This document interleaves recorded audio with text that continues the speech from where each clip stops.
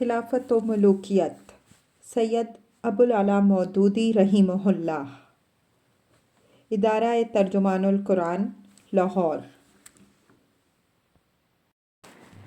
باب ہشتم، خلافت اور اس کے متعلقہ مسائل میں امام ابو حنیفہ رحمہ اللہ کا مسلک۔ خلافت کے انعقاد کا صحیح طریقہ۔ خلافت کے متعلق امام ابو حنیفہ رحمہ اللہ کی رائے یہ تھی کہ پہلے بزور اقتدار پر قبضہ کرنا اور بعد میں دباؤ کے تحت بیعت لینا اس کے انعقاد کی کوئی جائز صورت نہیں ہے۔ صحیح خلافت وہ ہے جو اہل الرائے لوگوں کے اجتماع اور مشورے سے قائم ہو۔ اس رائے کو انہوں نے ایک ایسے نازک موقع پر بیان کیا جبکہ اسے زبان پر لانے والے کا سر اس کی گردن پر باقی رہنے کا احتمال نہ تھا۔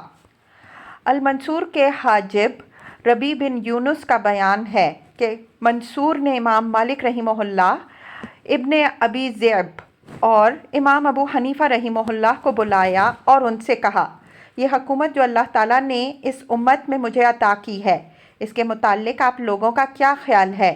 کیا میں اس کا اہل ہوں؟ امام مالک رحمہ اللہ نے کہا، اگر آپ اس کے اہل نہ ہوتے تو اللہ اسے آپ کے سپرد نہ کرتا۔ ابن ابی ذئب نے کہا، دنیا کی بادشاہی اللہ جس کو چاہتا ہے عطا کرتا ہے، مگر آخرت کی بادشاہی اسی کو دیتا ہے جو اس کا طالب ہو اور جسے اللہ اس کی توفیق دے۔ اللہ کی توفیق آپ سے قریب ہوگی اگر آپ اس کی اطاعت کریں گے، ورنہ اس کی نافرمانی کی صورت میں وہ آپ سے دور رہے گی۔ حقیقت یہ ہے کہ خلافت اہل تقویٰ کے اجتماع سے قائم ہوتی ہے، اور جو شخص خود اس پر قبضہ کر لے اس کے لیے کوئی تقویٰ نہیں ہے۔ آپ اور آپ کے مددگار توفیق سے خارج اور حق سے منحرف ہیں۔ اب اگر آپ اللہ سے سلامتی مانگیں اور پاکیزہ اعمال سے اس کا تقرب حاصل کریں تو یہ چیز آپ کو نصیب ہوگی، ورنہ آپ خود ہی اپنے مطلوب ہیں۔ امام ابو حنیفہ رحمہ اللہ کہتے ہیں کہ جس وقت ابن ابی ذئب یہ باتیں کہہ رہے تھے، میں نے اور مالک رحمہ اللہ نے اپنے کپڑے سمیٹ لیے کہ شاید ابھی ان کی گردن اڑا دی جائے گی اور ان کا خون ہمارے کپڑوں پر پڑے گا۔ اس کے بعد منصور امام ابو حنیفہ رحمہ اللہ کی طرف متوجہ ہوا اور بولا، آپ کیا کہتے ہیں؟ انہوں نے جواب دیا، اپنے دین کی خاطر راہ راست تلاش کرنے والا غصے سے دور رہتا ہے۔ اگر آپ اپنے ضمیر کو ٹٹولیں تو آپ کو خود معلوم ہو جائے گا کہ آپ نے ہم لوگوں کو اللہ کی خاطر نہیں بلایا ہے، بلکہ آپ چاہتے ہیں کہ ہم آپ کے ڈر سے آپ کے منشا کے مطابق بات کہیں اور وہ عوام کے علم میں آ جائے۔ امر واقعہ یہ ہے کہ آپ اس طرح خلیفہ بنے ہیں کہ آپ کی خلافت پر اہل فتویٰ لوگوں میں سے 2 آدمیوں کا اجتماع بھی نہیں ہوا، حالانکہ خلافت مسلمانوں کے اجتماع اور مشورے سے ہوتی ہے۔ دیکھیے، ابو بکر صدیق رضی اللہ عنہ 6 مہینے تک فیصلے کرنے سے رکے رہے جب تک کہ اہل یمن کی بیعت نہ آ گئی۔ یہ باتیں کر کے تینوں صاحب اٹھ گئے۔ پیچھے منصور نے ربیع کو 3 توڑے درہموں کے دے کر ان تینوں اصحاب کے پاس بھیجا اور اس کو ہدایت کی کہ اگر مالک لے لیں تو ان کو دے دینا، لیکن اگر ابو حنیفہ اور ابن ابی ذئب انہیں قبول کر لیں تو ان کا سر اتار لینا۔ امام مالک رحمہ اللہ نے یہ عطیہ لے لیا۔ ابن ابی ذئب کے پاس جب ربیع پہنچا تو انہوں نے کہا، میں اس مال کو خود منصور کے لیے بھی حلال نہیں سمجھتا، اپنے لیے کیسے حلال سمجھوں؟ ابو حنیفہ رحمہ اللہ نے کہا کہ خواہ میری گردن ہی کیوں نہ مار دی جائے، میں اس مال کو ہاتھ نہ لگاؤں گا۔ منصور نے یہ رودات سن کر کہا، اس بے نیازی نے ان دونوں کا خون بچا دیا۔ نمبر 3، اہلیت خلافت کی شرائط۔ امام ابو حنیفہ رحمہ اللہ کے زمانے تک اہلیت خلافت کی شرطیں اس تفصیلی طریقے سے بیان نہیں کی جاتی تھیں جس طرح بعد کے محققین ماوردی اور ابن خلدون وغیرہ نے انہیں بیان کیا، کیونکہ ان میں سے اکثر اس وقت گویا بلا بحث مسلم تھیں۔ مثلاً آدمی کا مسلمان ہونا، مرد ہونا، آزاد ہونا، ذی علم ہونا، سلیم الحواس اور سلیم الاعضاء ہونا۔ البتہ دو چیزیں ایسی تھیں جو اس زمانے میں زیر بحث آ چکی تھیں اور جن کے متعلق صراحت مطلوب تھی۔ ایک یہ کہ ظالم و فاسق جائز خلیفہ ہو سکتا ہے یا نہیں، دوسرے یہ کہ خلافت کے لیے قرشی ہونا ضروری ہے یا نہیں۔ فاسق و ظالم کی امامت۔ پہلی چیز کے متعلق امام کی رائے کے دو پہلو ہیں جن کو اچھی طرح سمجھ لینا چاہیے۔ جس زمانے میں انہوں نے اس مسئلے پر اظہار خیال فرمایا ہے وہ عراق میں خصوصاً اور دنیا اسلام میں عموماً دو انتہا پسندانہ نظریات کی سخت کشمکش کا زمانہ تھا۔ ایک طرف نہایت زور شور سے کہا جا رہا تھا کہ ظالم و فاسق کی امامت قطعی ناجائز ہے اور اس کے ماتحت مسلمانوں کا کوئی اجتماعی کام بھی صحیح نہیں ہو سکتا۔ دوسری طرف کہا جا رہا تھا کہ ظالم و فاسق خواہ کسی طرح بھی ملک پر قابض ہو جائے، اس کا تسلط قائم ہو جانے کے بعد اس کی امامت و خلافت پوری طرح جائز ہو جاتی ہے۔ ان دونوں کے درمیان امام اعظم رحمہ اللہ نے ایک نہایت متوازن نظریہ پیش کیا جس کی تفصیل یہ ہے۔ الفقہ الاکبر میں وہ فرماتے ہیں، مومنوں میں سے ہر نیک و بد کے پیچھے نماز جائز ہے، اور عقیدہ طحاویہ میں امام طحاوی اس حنفی مسلک کی تشریح کرتے ہوئے لکھتے ہیں، اور حج و جہاد مسلمانوں کے اولو الامر کے ماتحت قیامت تک جاری رہیں گے، خواہ وہ نیک ہوں یا بد۔ ان کاموں کو کوئی چیز باطل نہیں کرتی اور نہ ان کا سلسلہ منقطع کر سکتی ہے۔ یہ اس مسئلے کا ایک پہلو ہے۔ دوسرا پہلو یہ ہے کہ امام کے نزدیک خلافت کے لیے عدالت شرط لازم ہے۔ کوئی ظالم و فاسق آدمی جائز خلیفہ یا قاضی یا حاکم یا مفتی نہیں ہو سکتا۔ اگر وہ بن بیٹھا ہو تو اس کی امامت باطل ہے اور لوگوں پر اس کی اطاعت واجب نہیں۔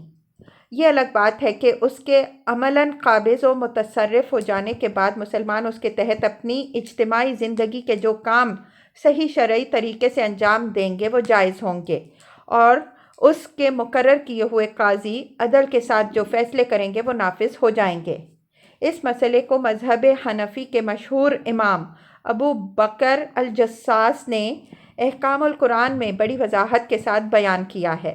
وہ لکھتے ہیں، بس جائز نہیں ہے کہ کوئی ظالم شخص نبی ہو یا نبی کا خلیفہ یا قاضی یا کوئی ایسا منصب دار جس کی بنا پر امور دین میں اس کی بات قبول کرنا لوگوں پر لازم آتا ہو، مثلا مفتی یا شاہد یا نبی صلی اللہ علیہ وآلہ وسلم سے حدیث روایت کرنے والا۔ آیت لا ینال عہد الظالمین، یعنی میرا عہد ظالموں کو نہیں پہنچتا، البقرہ آیت 124، اس بات پر دلالت کرتی ہے کہ دین کے معاملے میں جن لوگوں کو بھی پیشوائی کا مقام حاصل ہو ان کا عادل اور صالح ہونا شرط ہے۔ اس آیت سے یہ ثابت ہے کہ فاسق کی امامت باطل ہے، وہ خلیفہ نہیں ہو سکتا، اور اگر کوئی شخص اپنے آپ کو خود اس منصب پر قائم کر لے درحالانکہ وہ فاسق ہو تو لوگوں پر اس کی اتباع اور اس کی اطاعت لازم نہیں ہے۔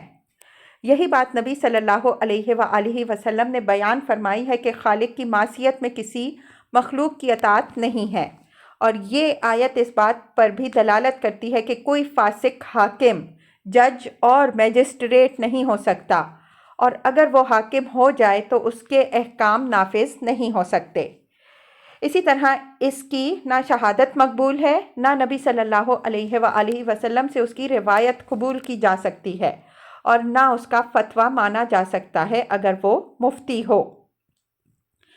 آگے چل کر الجصاص اس امر کی تصریح کرتے ہیں کہ یہی امام ابو حنیفہ رحمہ اللہ کا مذہب ہے، اور پھر تفصیل کے ساتھ بتاتے ہیں کہ ابو حنیفہ رحمہ اللہ پر یہ کتنا بڑا ظلم ہے کہ انہیں فاسق کی امامت جائز قرار دینے کا الزام دیا جاتا ہے۔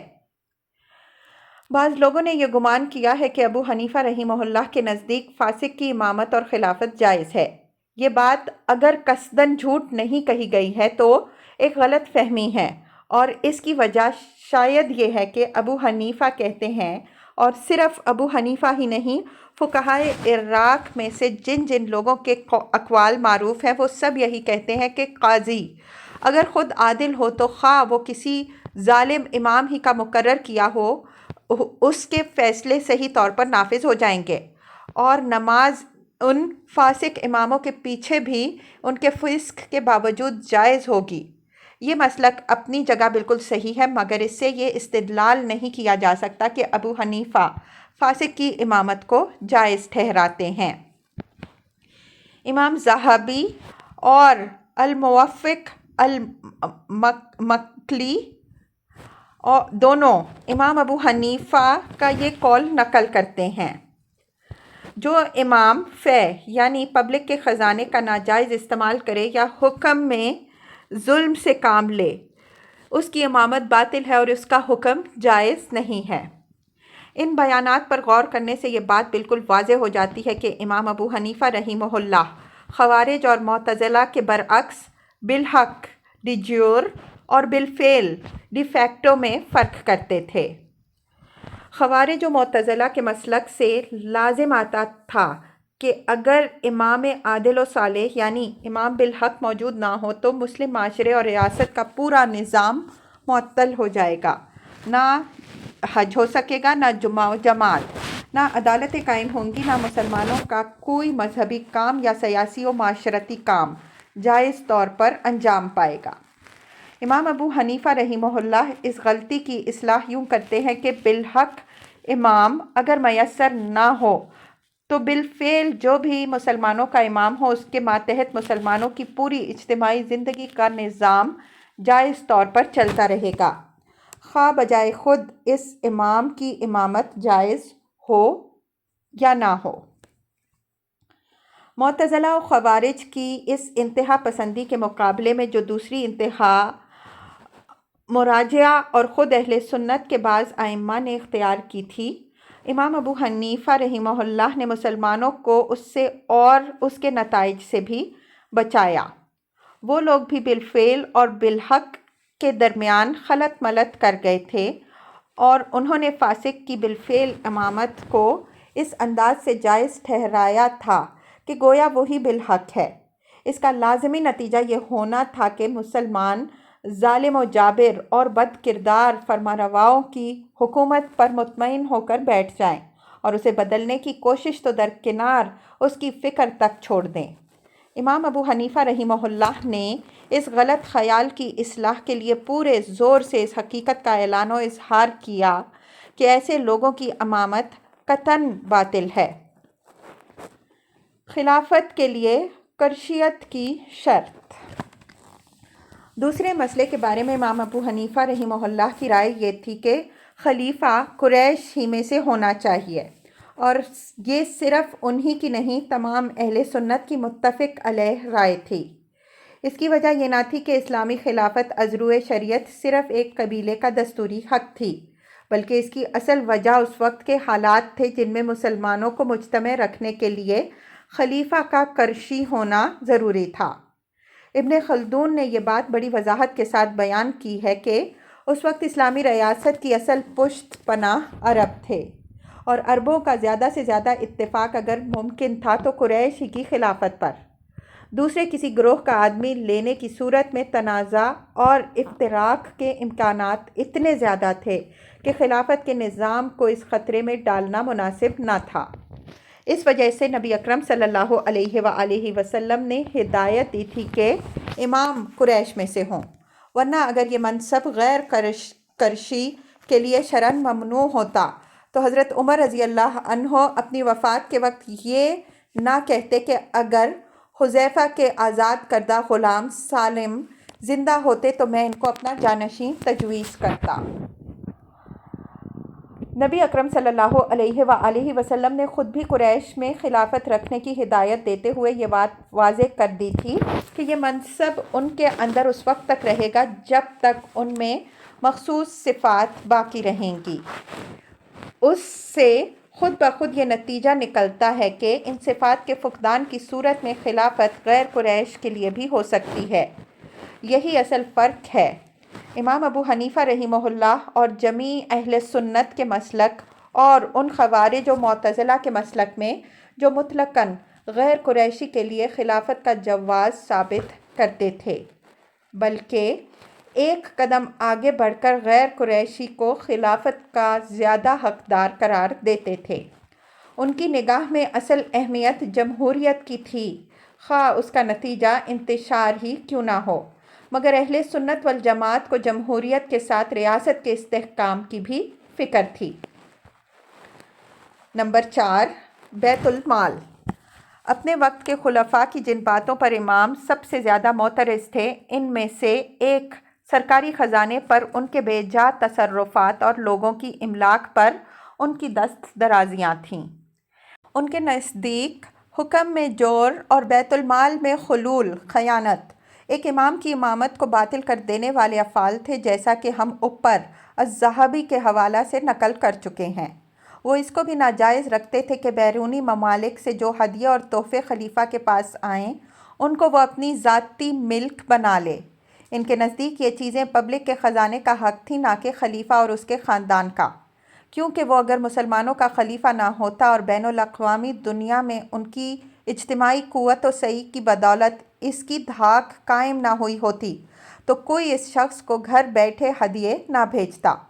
وہ بیت المال سے خلیفہ کے بے جا مصارف اور عطیات پر بھی معترض تھے، اور یہ ان وجوہ میں سے ایک بڑی وجہ تھی جن کی بنا پر وہ خود خلفاء کے عطیے قبول نہ کرتے تھے۔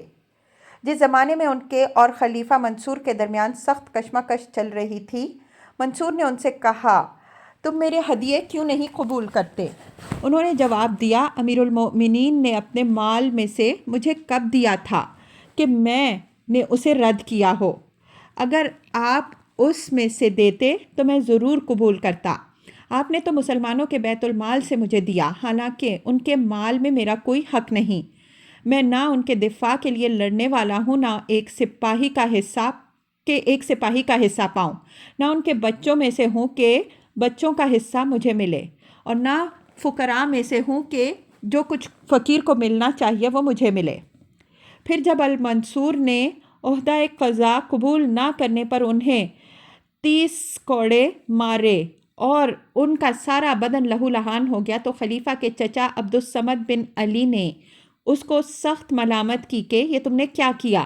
اپنے اوپر 1,00,000 تلواریں کھنچوا لیں۔ یہ عراق کا فقیہ ہے، بلکہ یہ تمام اہل مشرق کا فقیہ ہے۔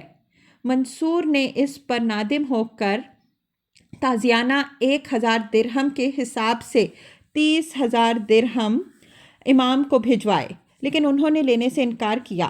کہا، کیا کرے لے کر خیرات کر دیجئے۔ جواب میں فرمایا، کیا ان کے پاس کوئی مال حلال بھی ہے؟ اسی کے قریب زمانے میں جب پے در پے تکلیفیں سہتے سہتے ان کا آخر وقت آ گیا، تو انہوں نے وصیت کی کہ بغداد کے اس حصے میں انہیں دفن نہ کیا جائے جسے شہر بسانے کے لیے منصور نے لوگوں کی املاک میں سے غصب کر لیا تھا۔ منصور نے اس وصیت کا حال سنا تو چیخ اٹھا کہ ابو حنیفہ، زندگی اور موت میں تیری پکڑ سے کون مجھے بچائے؟ نمبر 5، عدلیہ کی انتظامیہ سے آزادی۔ عدلیہ سے متعلق ان کی قطعی رائے یہ تھی کہ اسے انصاف کرنے کے لیے انتظامیہ کے دباؤ اور مداخلت سے نہ صرف آزاد ہونا چاہیے، بلکہ قاضی کو اس قابل ہونا چاہیے کہ خود خلیفہ بھی اگر لوگوں کے حقوق پر دست درازی کرے تو وہ اس پر اپنا حکم نافذ کر سکے۔ چنانچہ اپنی زندگی کے آخری زمانہ میں جبکہ امام کو یقین ہو گیا تھا کہ حکومت ان کو زندہ نہ رہنے دے گی، انہوں نے اپنے شاگردوں کو جمع کر کے ایک تقریر کی اور اس میں من جملہ دوسری اہم باتوں کے ایک بات یہ بھی فرمائی کہ اگر خلیفہ کوئی ایسا جرم کرے جو انسانی حقوق سے متعلق ہو تو مرتبے میں اس سے قریب ترین قاضی یعنی قاضی القضاء کو اس پر حکم نافذ کرنا چاہیے۔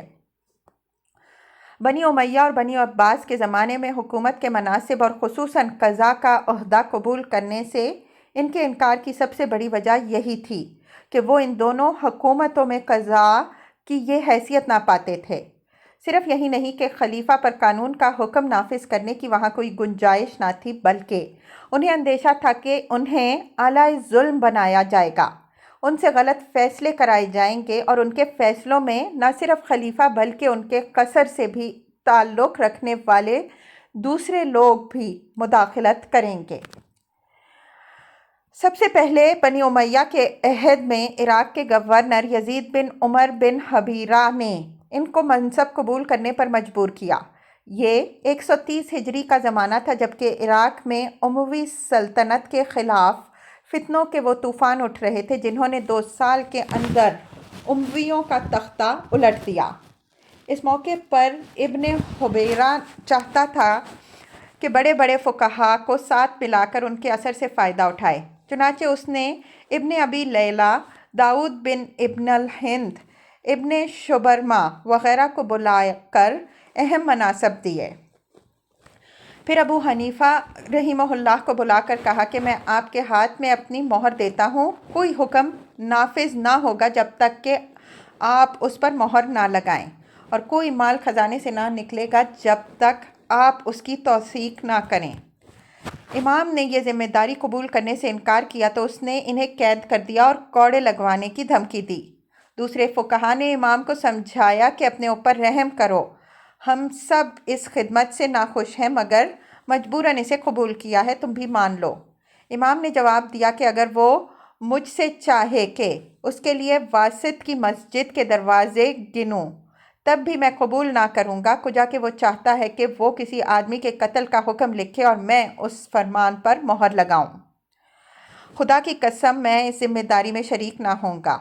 اس سلسلے میں ابن حبیرہ نے ان کے سامنے اور خدمات پیش کیں اور وہ انکار کرتے رہے۔ پھر اس نے ان کو قاضی کوفہ بنانے کا فیصلہ کیا اور اس پر قسم کھا لی کہ ابو حنیفہ انکار کریں گے تو میں انہیں کوڑے لگواؤں گا۔ ابو حنیفہ رحمہ اللہ نے بھی جواب میں قسم کھائی اور کہا، دنیا میں اس کے کوڑے کھا لینا میرے لیے آخرت کی سزا بھگتنے سے زیادہ سہل ہے۔ خدا کی قسم میں ہرگز قبول نہ کروں گا خواہ وہ مجھے قتل کر دے۔ آخر کار اس نے ان کے سر پر 20 یا 30 کوڑے لگوائے۔ بعض روایات یہ ہیں کہ 10-11 روز تک وہ روزانہ 10 کوڑے لگواتا رہا، مگر ابو حنیفہ رحمہ اللہ اپنے انکار پر قائم رہے۔ آخر کار اسے اطلاع دی گئی کہ یہ شخص مر جائے گا۔ اس نے کہا، کیا کوئی ناصح نہیں ہے جو اس شخص کو سمجھائے کہ مجھ سے مہلت ہی مانگ لے؟ امام ابو حنیفہ رحمہ اللہ کو ابن حبیرہ کی یہ بات پہنچائی گئی تو انہوں نے کہا، مجھے چھوڑ دو کہ میں اپنے دوستوں سے اس معاملہ میں مشورہ کر لوں۔ ابن حبیرہ نے یہ پیغام ملتے ہی انہیں چھوڑ دیا اور وہ کوفہ چھوڑ کر مکہ چلے گئے، جہاں سے بنی امیہ کی سلطنت ختم ہونے تک وہ پھر نہ پلٹے۔ اس کے بعد عباسی عہد میں المنصور نے ان پر عہدہ قضاء کے لیے اصرار شروع کیا، جیسا کہ آگے چل کر ہم بتائیں گے۔ منصور کے خلاف نفس زکیہ اور ان کے بھائی ابراہیم کے خروج میں امام نے کھلم کھلا ان کا ساتھ دیا، جس کی وجہ سے منصور کے دل میں ان کے خلاف گرہ بیٹھی ہوئی تھی۔ الذہبی کے الفاظ میں وہ ان کے خلاف غصے میں آگ کے بغیر جلا جا رہا تھا، مگر ان جیسے با اثر آدمی پر ہاتھ ڈالنا اس کے لیے آسان نہ تھا۔ اسے معلوم تھا کہ ایک امام حسین رضی اللہ عنہ کے قتل نے بنی امیہ کے خلاف مسلمانوں میں کتنی نفرت پیدا کر دی تھی، اور اس کی بدولت ان کا اقتدار کس آسانی سے اکھاڑ پھینکا گیا۔ اس لیے وہ انہیں مارنے کے بجائے سونے کی زنجیروں سے باندھ کر اپنے مقاصد کے لیے استعمال کرنا زیادہ بہتر سمجھتا تھا۔ اس نے ان کے سامنے بار بار قضا کا منصب اسی نیت سے پیش کیا، یہاں تک کہ انہیں تمام سلطنت عباسیہ کا قاضی القضاء مقرر کرنے کی پیشکش کی، مگر وہ ایک مدت تک طرح طرح کے ہیلوں سے اس کو ٹالتے رہے۔ آخر کار جب وہ بہت زیادہ مصر ہوا تو امام نے اس کو صاف صاف اپنے انکار کے وجوہ بتائے۔ ایک مرتبہ کی گفتگو میں انہوں نے بڑے نرم انداز میں معذرت کرتے ہوئے کہا، قضا کے لیے نہیں موضوع ہو سکتا مگر وہ شخص جو اپنی اتنی جان رکھتا ہو کہ آپ پر اور آپ کے شہزادوں اور سپہ سالاروں پر قانون نافذ کر سکے۔ مجھ میں یہ جان نہیں ہے، مجھے تو جب آپ بلاتے ہیں تو واپس نکل کر ہی میری جان میں جان آتی ہے۔ ایک اور موقع پر زیادہ سخت گفتگو ہوئی جس میں انہوں نے خلیفہ کو مخاطب کر کے کہا، خدا کی قسم میں تو اگر رضامندی سے بھی یہ عہدہ قبول کروں تو آپ کے بھروسے کے لائق نہیں ہوں، کجا کے ناراضگی کے ساتھ مجبوراً قبول کروں۔ اگر کسی معاملے میں میرا فیصلہ آپ کے خلاف ہوا اور آپ نے مجھے دھمکی دی کہ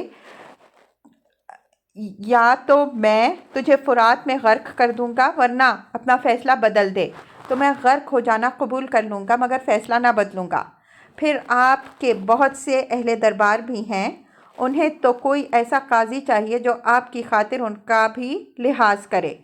ان باتوں سے جب منصور کو یقین ہو گیا کہ یہ شخص اس سنہری پنجرے میں بند ہونے کے لیے تیار نہیں ہے تو وہ عریاں انتقام پر اتر آیا، انہیں کوڑوں سے پٹوایا، جیل میں ڈال کر کھانے پینے کی سخت تکلیفیں دیں، پھر ایک مکان میں نظر بند کر دیا جہاں بقول بعض طبعی موت سے اور بقول بعض زہر سے ان کی زندگی کا خاتمہ ہوا۔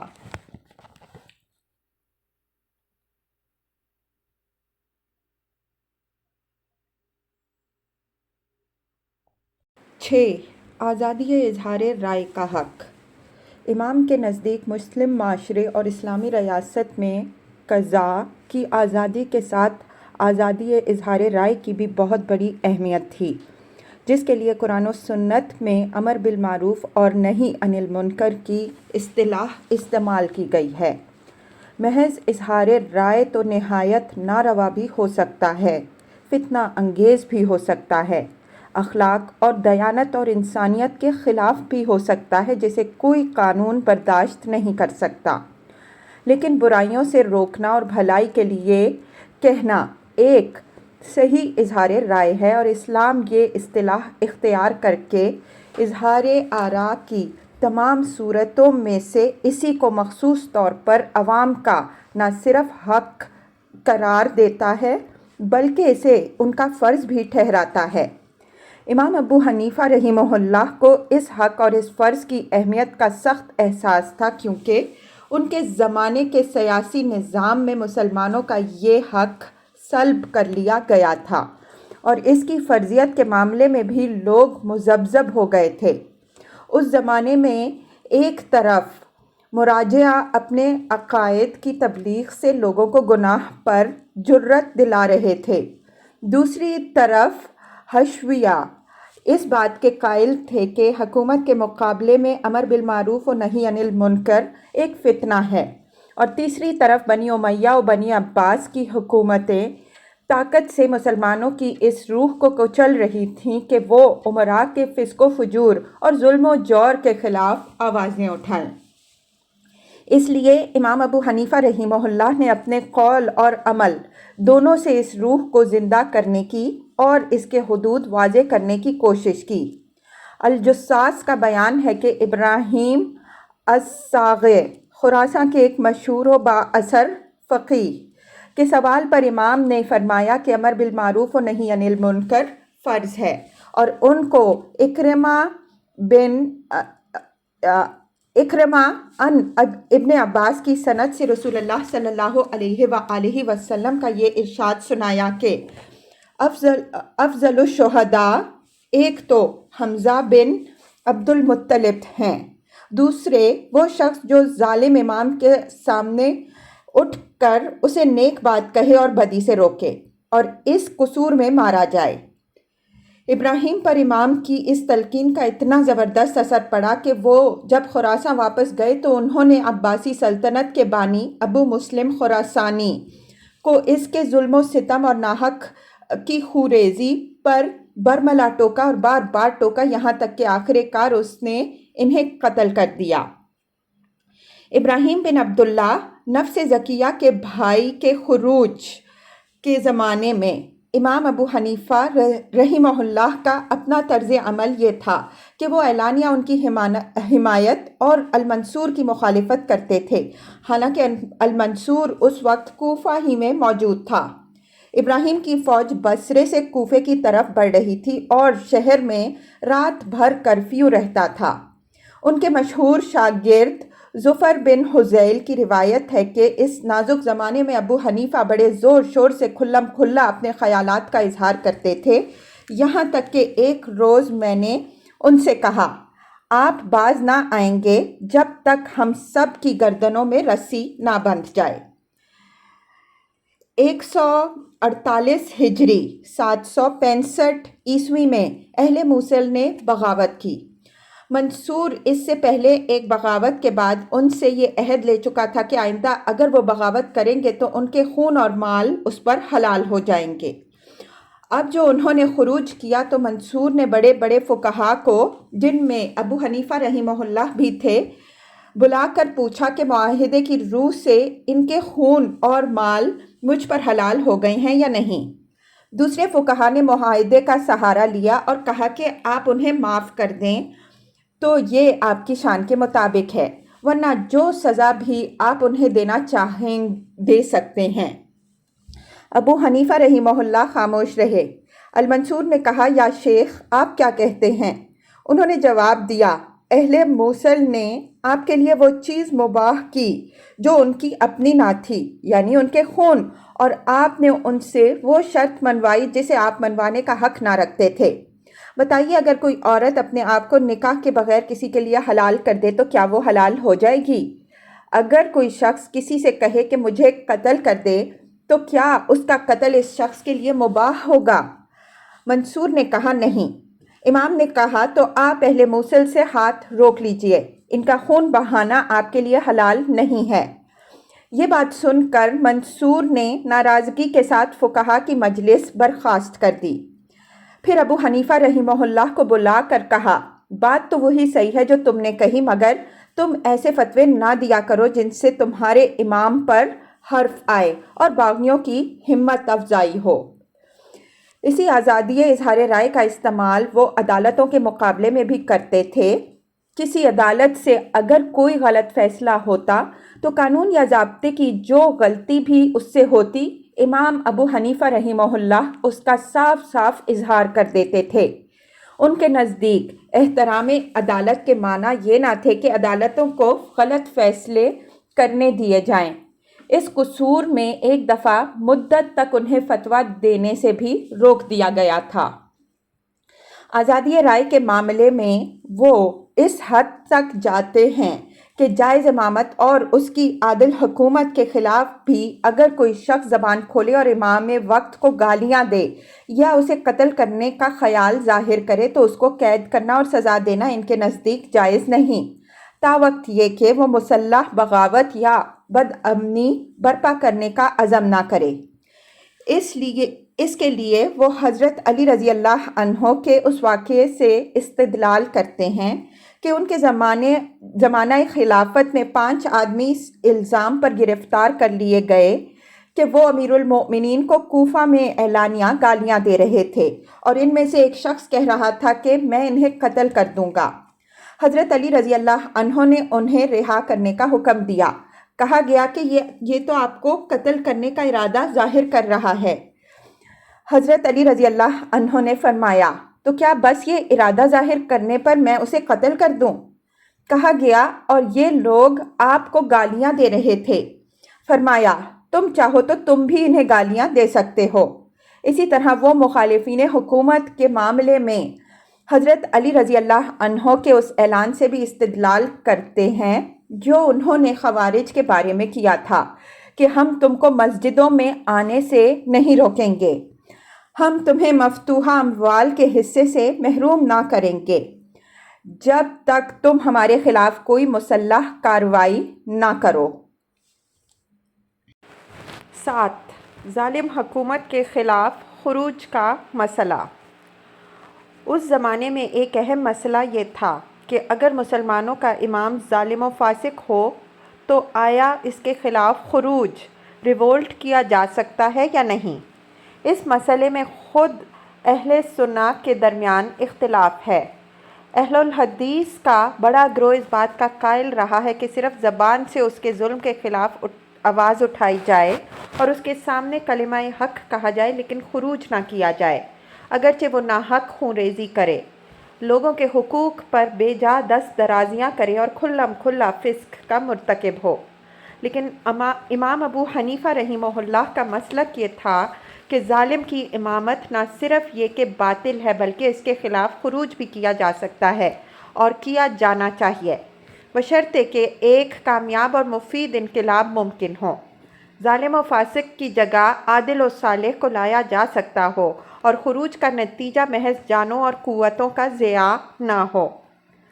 ابو بکر الجصاص ان کے اس مسلک کی تشریح اس طرح کرتے ہیں: ظالموں اور ائمہ جور کے خلاف قتال کے معاملے میں ان کا مذہب مشہور ہے۔ اسی بنا پر اوزاعی نے کہا تھا کہ ہم نے ابو حنیفہ رحمہ اللہ کی ہر بات برداشت کی، یہاں تک کہ وہ تلوار کے ساتھ آ گئے، یعنی ظالموں کے خلاف قتال کے قائل ہو گئے، اور یہ ہمارے لیے ناقابل برداشت تھا۔ ابو حنیفہ رحمہ اللہ کہتے تھے کہ امر بالمعروف اور نہی عن المنکر ابتداً زبان سے فرض ہے، لیکن اگر سیدھی راہ اختیار نہ کی جائے تو پھر تلوار سے واجب ہے۔ دوسری جگہ وہ عبداللہ بن مبارک کے حوالے سے خود امام ابو حنیفہ رحمہ اللہ کا ایک بیان نقل کرتے ہیں۔ یہ اس زمانے کی بات ہے جب پہلے عباسی خلیفہ کے زمانے میں ابو مسلم خراسانی نے ظلم و ستم کی حد کر رکھی تھی۔ اس زمانے میں خراساں کے فقیہ ابراہیم صائغ امام کے پاس آئے اور امر بالمعروف اور نہی عن المنکر کے مسئلے پر ان سے گفتگو کی۔ اس گفتگو کا ذکر بعد میں خود امام نے عبداللہ بن مبارک سے اس طرح کیا: ہمارے درمیان جب اس امر پہ اتفاق ہو گیا کہ امر بالمعروف اور نہی عن المنکر فرض ہے، تو ابراہیم نے یکایک کہا، ہاتھ بڑھائیے تاکہ میں آپ سے بیعت کروں۔ یہ سن کر دنیا میری نگاہوں میں تاریک ہو گئی۔ ابن مبارک کہتے ہیں کہ میں نے عرض کیا، یہ کیوں؟ بولے، اس نے مجھے اللہ کے ایک حق کی طرف دعوت دی اور میں نے اس کو قبول کرنے سے انکار کیا۔ آخر میں نے اس سے کہا، اگر ایک اکیلا آدمی اس کے لیے اٹھ کھڑا ہو تو مارا جائے گا اور لوگوں کا کوئی کام بھی نہ بنے گا، البتہ اگر اسے صالح مددگار مل جائیں اور ایک آدمی سرداری کے لیے ایسا باہم پہنچ جائے جو اللہ کے دین کے معاملے میں بھروسے کے لائق ہو تو پھر کوئی چیز مانے نہیں۔ اس کے بعد ابراہیم جب بھی میرے پاس آتے مجھ پر اس کام کے لیے ایسا تقاضا کرتے جیسے کوئی سخت قرض خواہ کرتا ہے۔ میں ان سے کہتا کہ یہ کام ایک آدمی کے بنانے سے نہیں بن سکتا۔ انبیاء علیہم السلام بھی اس کی طاقت نہ رکھتے تھے، لیکن جب تک کہ آسمان سے اس کے لیے مامور نہ کیے گئے۔ یہ فریضہ عام فرائض کی طرح نہیں ہے۔ عام فرائض کو ایک آدمی تنہا بھی انجام دے سکتا ہے، مگر یہ ایسا کام ہے کہ اکیلا آدمی اس کے لیے کھڑا ہو جائے تو اپنی جان دے دے گا، اور مجھے اندیشہ ہے کہ وہ اپنے قتل میں اعانت کا قصوروار ہوگا۔ پھر جب وہ مارا جائے گا تو دوسروں کی ہمتیں بھی اس خطرے کو انگیز کرنے میں پست ہو جائیں گی۔